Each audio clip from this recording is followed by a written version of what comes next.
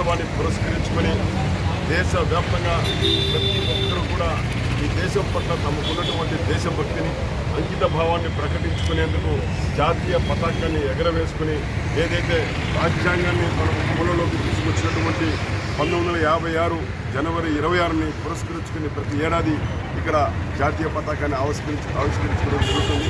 47లో స్వాతంత్రం వచ్చినప్పటికీ మనదైనటువంటి ఒక రాజ్యాంగ ప్రతి ఒక్క గ్రంథం అవసరమైనటువంటి విషయాన్ని స్వేచ్ఛ, సమానత్వం, న్యాయం అందరికీ లభించాలి. ప్రాంతాలకు, కులాలకు, వర్గాలకు, వర్ణాలకు అతీతంగా అందరికీ సమన్యాయం లభించాలనే ఉద్దేశంతో లిఖితపూర్వక రాజ్యాంగాన్ని మనం అమలులోకి తీసుకొచ్చినటువంటి ఈ వేడుకను పండుగలా జరుపుకునేటువంటి క్రమంలో భాగంగా తిరుపతిలో ప్రముఖ సేవా తత్పరులు, ఎముక లేని వ్యక్తి, చేతికి ఎముక లేని వ్యక్తిగా పేరెన్నిక కన్నటువంటి ప్రముఖ గాంధేయవాది, కస్తూర్బా ట్రస్ట్ వ్యవస్థాపకులు పెద్దలు బీసీ రాయల్ గారి యొక్క ఆధ్వర్యంలో ఏర్పాటు చేసిన తిరుపతి గాంధీ రోడ్లో ఏర్పాటు చేసినటువంటి ఈ కార్యక్రమంలో భాగంగా బాపూజీకి పుష్పాంజలి ఘటించి జాతీయ జెండాను ఆవిష్కరించేటువంటి అవకాశం ఇచ్చినందుకు నేను ధన్యవాదాలు తెలియజేస్తున్నాను. ముఖ్యంగా హక్కులతో పాటు బాధ్యతలను కూడా గుర్తించి వికసిత భారత లక్ష్యంతో పనిచేస్తున్న ప్రధానమంత్రి నరేంద్ర మోదీ గారి యొక్క లక్ష్యాన్ని, సంకల్పాన్ని సిద్ధించే విధంగా ప్రతి భారతీయుడు కూడా బాధ్యతగా పనిచేయాలని చెప్పి ఇవాళ స్వదేశీ నినాదంతో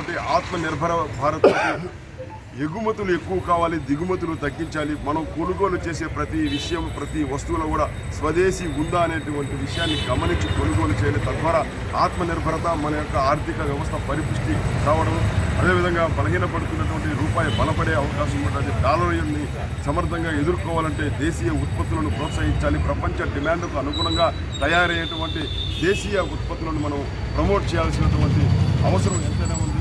లోకల్ ఫర్ లోకల్ అంటే స్థానిక ఉత్పత్తుల కోసం మన గొంతు విప్పాలనేటువంటి లక్ష్యాన్ని 2047కు అభివృద్ధి చెందిన దేశంగా భారత్ను తీర్చిదిద్దేటువంటి ప్రయత్నంలో మనం అందరం కూడా మోదీ గారికి అండగా నిలవాలని చెప్పి ఈ సందర్భంగా మనము సంకల్పం తీసుకోవాలి.